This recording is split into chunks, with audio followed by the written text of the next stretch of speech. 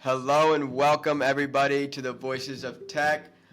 This is Santiago, your host from Marabou Partners, and I'm super stoked on the guest that we have today. It's Julian Ginsberg from Tapley. Julian, how you doing today? Doing great. Thanks for having me, Santiago. Good to be Amazing, here. amazing. Yep, Friday over here. So, Julian, for those who don't know, could you give us a little explanation of who and what Tapley is? Yeah, absolutely. So Tapley is a micro consulting marketplace. It's basically a peer-to-peer marketplace where anyone can learn and earn metered by the minute. You can think of it like Airbnb for targeted coaching in real Nice. time when you need it. Um, you can connect pretty much instantly and you know port your session over to the desktop, have full screen sharing, adding participants, but it's all metered by the minute at the Yeah. expert's rate, and you can hang up the call whenever you want, and essentially it's like taking an Uber ride. Like, the payment's done automatically based on how long you're on the call. Perfect. Perfect. And Julian, how'd you come up with this idea for Tapley?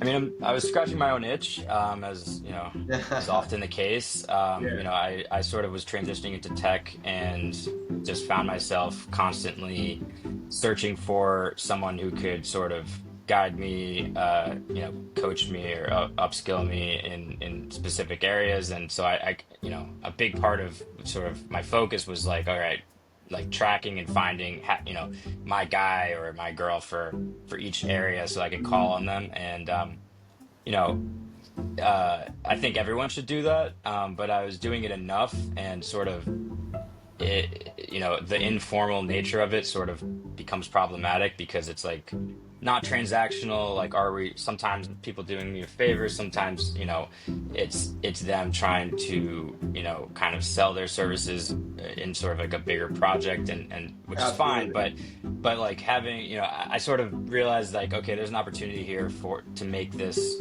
into a product Yeah. where I think it would benefit both parties, to sort of like, okay, this is a place you go to do this on either side of the market. And sort of one of our philosophies is everyone's an expert in something. So like I Hmm. think Tapley sort of creates a pathway for anyone to monetize whatever their expertise is. Yeah. Yeah, that's awesome. And what platforms did you used to kind of sort consultants and coaches on?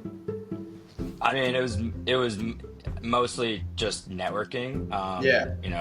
Networking events through my network. I would, sometimes post on, LinkedIn to see if I could find someone. But usually it was like just collecting people throughout Yeah. just the day-to-day life of, being an entrepreneur. Like, you go to events, you meet people, and you kind of keep track of them in spreadsheets, and then reach out to them. But it's like I'm saying, it that's part of the problem, is sort of this informal nature of it. Is you can't, it's hard to rely on them. Obviously, like, they're, if you don't have sort of like a clear, like, you know client Yeah. relationship.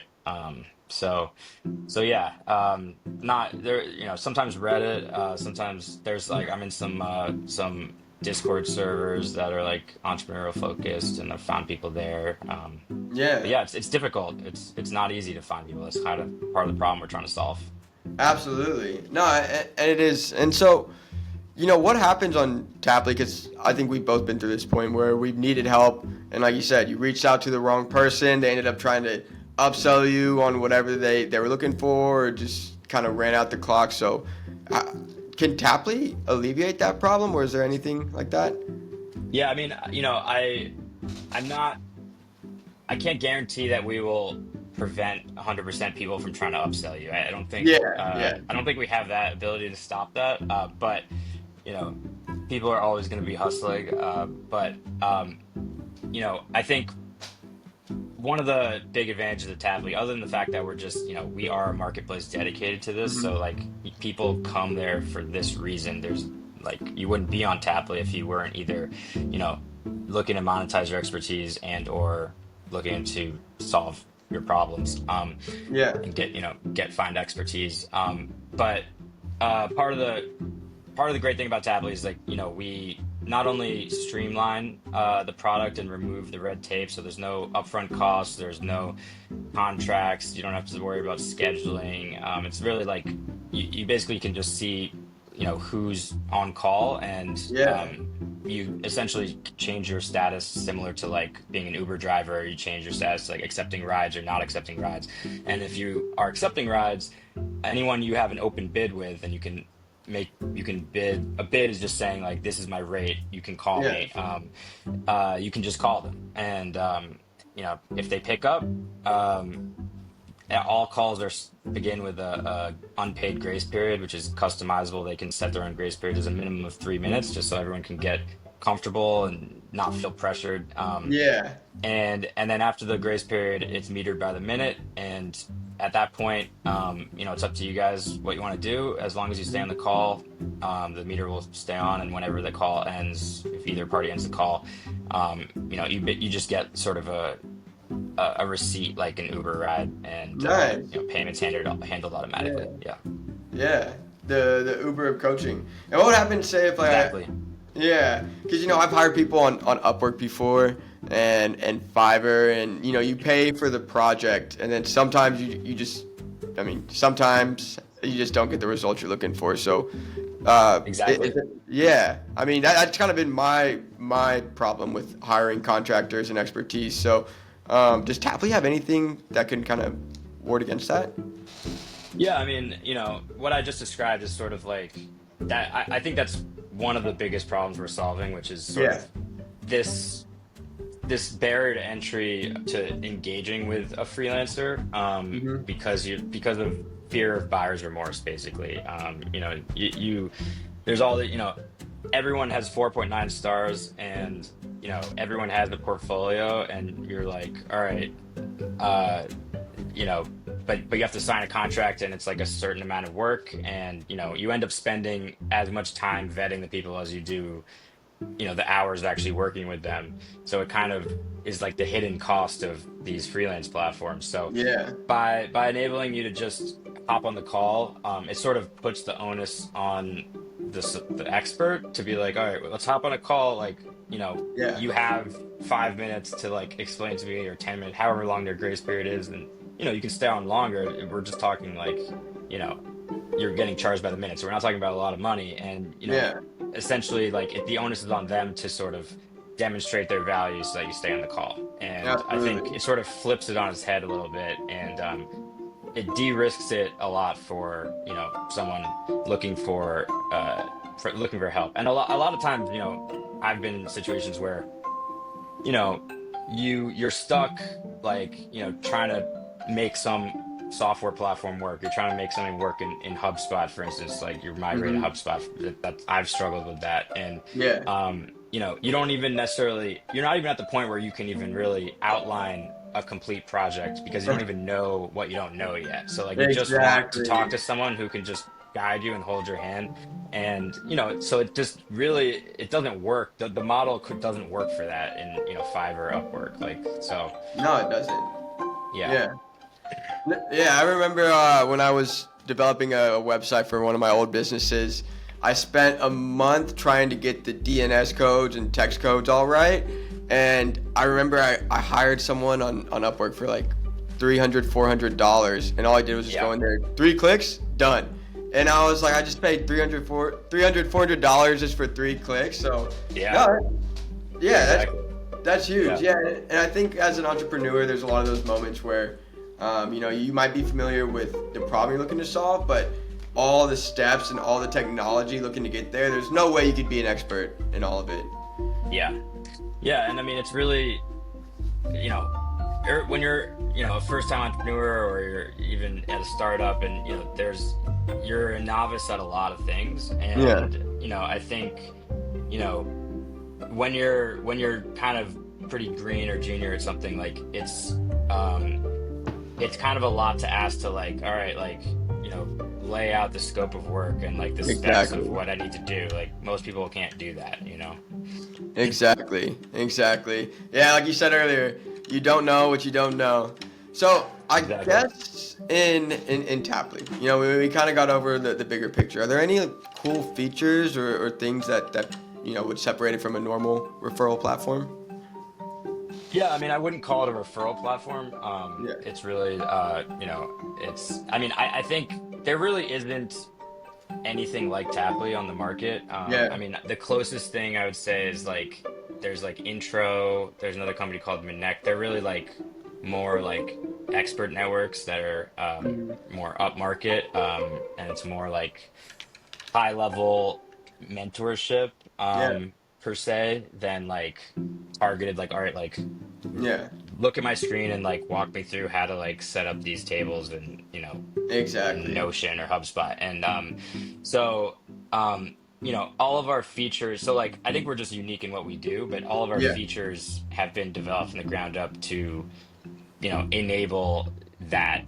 So everything is pretty unique just because like we didn't have, a clear analog per se that we're copying. Like, we're not the Lyft of blah blah blah. Like Yeah. we're kind of like the first mover in this space, which Yeah. Which is is a good huge. thing and a bad thing. I mean, it means that we have to like we have to sell people not just on the product but on the category as a whole. That's the Absolutely. downside of being the first mover. Um, Yeah. um, but I mean, we have a lot of exciting plans in the future. So I think like step one is to what we're doing now, which is like de-risk engagement, and we do that by these features of having a grace period, by metering per Hmm. minute, and then streamlining by removing red tape, not requiring like providing any sort of like scope of work or signing a contract or putting your money in escrow. Like all of that's gone. Yeah. You're just on a call and you pay for the minutes you use. Like it's that simple. Absolutely. Yeah. But then, as we grow, like kind of the next challenge is, how do we provide visibility to the users on the quality of the experts, right? I mean, because Yeah. if we're saying like, all right, like stop spending all your time vetting, stop spending all your time, kind of like doing like the steps leading up to the work. Exactly. How do you know that who's gonna actually be the right person to talk to? So, um, obviously de-risking it is part of it, but Hmm. even that you don't want to get on 5 calls even for 5 minutes just to find Yeah. the sixth person. That's sort of a lot of work. So like um our phase two plan is to like bring in we've really exciting plans for integrating AI into the platform, Nice. and I think it's a huge opportunity. So we're gonna basically replace 5-star ratings, which I think are completely broken because everyone has 4.9 stars. It's basically the same as if everyone had 0 stars. Um, Exactly. so we're replacing the 5-star rating system with an AI generated aptitude score that's basically organically generated based on the user's activity on the platform. So Nice. everyone will get like a recording and transcript of all their sessions, which they'll be able to Yeah. search, which that's a nice value in itself. Like you'll be able to look back, like, you don't have to like kind of remember all the answers that people gave you. You can just search for them and find the exact recording. Perfect. But once we have that, then now we have access to all of the transcripts. Obviously, they're going to be encrypted and everything, but AI will be able to read the transcripts and basically score each user in each specific category based on their activity. So no, we don't need to rely on subjective scoring or, Yeah. people trying to game the system. It can't be gamed and it's not subjective. It's literally based on the actual words that you say on Tapley. That's awesome. That's amazing. And yeah, I mean, I know like when I'm looking, even aside from Upwork and Fiverr, it's like when I'm looking to get something to eat, everything has a 5 star. Yeah. Everything. You know? Yeah, exactly. So It's crazy. People only leave 5 star reviews or 1 star reviews. There's never there's nothing anything in in the between. middle. No, no, you're the first Exactly. person I've heard say that. And so, Julian, what are the characteristics that this aptitude score is going to measure? So I mean, that's a great question. And to be honest, like we're still at like the architecting stage of that. Absolutely. Yeah. But it's so like essentially there's kind of I mean, we're still like in product discovery there, so like there's kind of a few different paths that we've talked about. Yeah. Either it's either going to be, and just a, like, let's just say 1 to 100 aptitude score by Yeah. specific category. Like, let's say, like, this is your score in HubSpot, this is your score in, then there could be higher categories, like, this is your score in, like, CRMs and blah, blah, blah. And Mm-hmm. that's one option. Or the other option is, like, taking into account multiple parameters. You can post a request and like describe your problem, and uh, it will match. It will score people like specific to like the exact request that you posted. So like, and it could be based on maybe like the type of communication style. It could be one of the parameters. There could be all types of like parameters, but basically like scoring it literally to you. Like not like you're the only person that sees this score, and Yeah. someone else would have a slightly different score based on how it fits with the specific needs Oh, you have. nice. Yeah. Yeah. So Because like people work together differently. people work together differently, and like Yeah. everyone has different problems. Like just because you're good Exactly. with HubSpot doesn't mean you're good at the exact. I mean, HubSpot has Yeah. a million features, so just doesn't mean you know how to do the exact thing I need to do. So Yeah. you know, so yeah, we don't have the exact answer for you, but what I'll say is like we are aspirationally, we basically are going to strive to to basically make that score as specific as possible to your specific needs, and we'll always get more and more refined and Yeah. over time. And that's the cool thing about AI. It's data based, so it's always improving. It's got to be trained a little bit. And is there any other aspects where you're looking to integrate AI into your business? Yeah. So we're probably going to just integrate an AI layer right at the top. Yeah. Like basically right, if you're looking for help with something, like, you know, the space between like when you should go to AI and when you should find a human to help you, like that's going to be a moving target always. And you know we're not going to try to ignore the elephant in the room. Like, if AI is if having AI answer that question can be done in like 5 seconds, we're not trying to like steer you away from that. Like, Yeah. so we'll probably just integrate, you know, a chat bot like right at the top layer, Yeah. basically, where it's like, well, you can either use this, or here's, Kevin who can help you with this. So, Yeah. it's up to you, whatever you want to do, Yeah. I'm choosing Kevin. yeah, that's That's it. awesome. That's awesome, man. And we talked a little bit about the future, and what you're looking to do with the internal side. But in terms of the consultants and the expertise that you're looking to bring in, is there any niche or side that you're really looking at? Yeah, so I mean, we're initially focused on professional software tools as our Nice. sort of vertical. Even that is, we're trying to narrow that down even more, and we're kind of experimenting with a few different categories, and we're gonna kind of go where the market takes us. But Yeah, we exactly. so we want to start out very niche. I think software is a great is a good choice, I think it's a because great choice. it's very easy to sort of like uh, to sort of categorize it. Obviously, Yeah. like, it's easy to, it makes matching easy, and also it's sort of, there's just a ton of software tools that sort of have infinite complexity, and like, one, like, I keep going back to HubSpot, but like there's a ton, Yeah. like, Notion, like Figma, Exactly. one man's expert is another man's novice, and so like everyone can sort of exist on both sides of the market. Yeah. And yeah, but we plan to expand into additional verticals. Like, that's the goal. But this is where we're starting. Yeah. And I honestly think that's a great place to start, because I know starting off my business, I got Slack, I got Zapier, or Zapier, Zap, Zapier.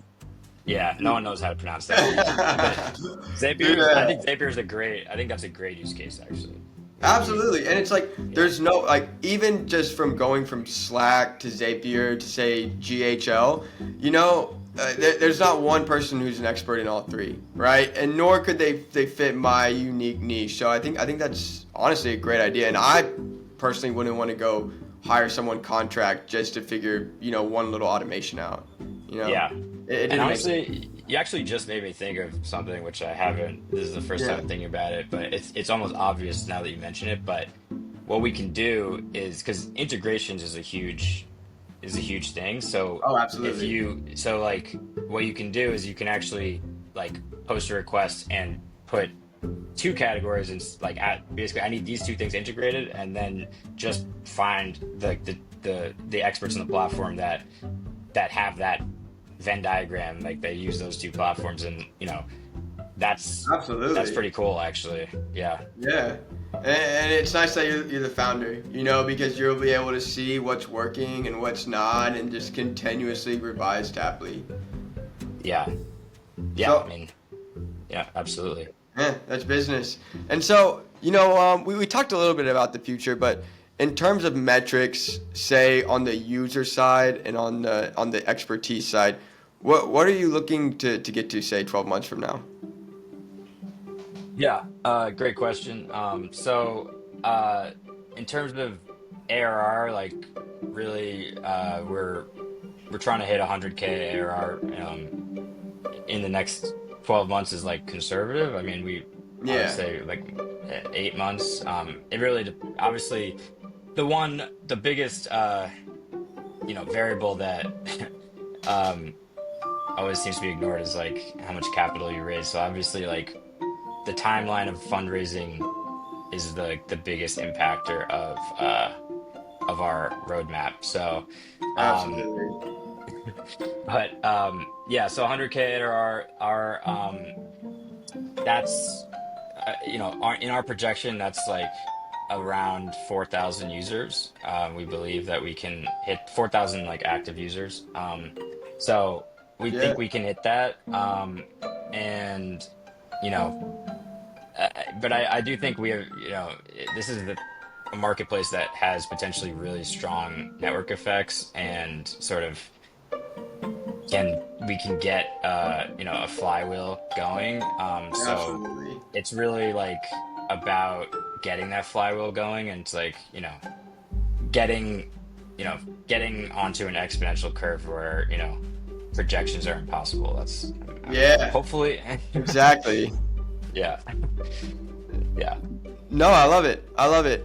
And I think this is really great, especially because one thing we're seeing is we're seeing a lot of founders who are technical, but more so we're seeing a lot of founders who have sales backgrounds.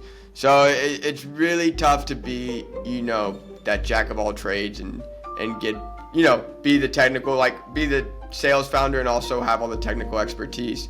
So yeah. I would be doing all the listeners a disservice if I didn't ask this question, Julian. But if you had any advice to any entrepreneurs looking to get started who, this is a very ambitious thing that you're doing, Julian. You're creating a new marketplace. So if you Yeah. had anyone who says has an idea like this, what advice would you have for that person? Just broadly, any advice? Yeah. I mean, I would say, all right, I have a few. Perfect. I would say one is um, don't don't take like half measures. If you have a bold vision and like a big idea, don't like aim for something smaller because you think that it's like you need to build this foundation on top of X. Exactly. Like it building a company is like extremely close to impossible. So like Hmm. like don't if you're gonna go through that and go through all the pain and suffering of doing that, like just go as big as possible because Nice. it's not going to be that much harder to go for the big thing. It might actually be easier because Yeah. you're going to get more people excited about it, and that's like half the Exactly. battle. So like like just do don't worry about how hard something is, just do the thing that's the biggest opportunity that you are aware of. And I made that mistake, so I can speak for Yeah, that. I made that mistake too. It's Yeah. kind of like that lack of confidence you have when you're starting out. But yeah, Yeah. no, Yeah. I really appreciate that, Julian. So yeah, that's Absolutely. it for today's podcast. I think we got a good idea of Tapley and where it's going to go in the future. So Julian, I really appreciate you being on. Thank you so much. Absolutely, man. Thank you for having me. It's great talking to you.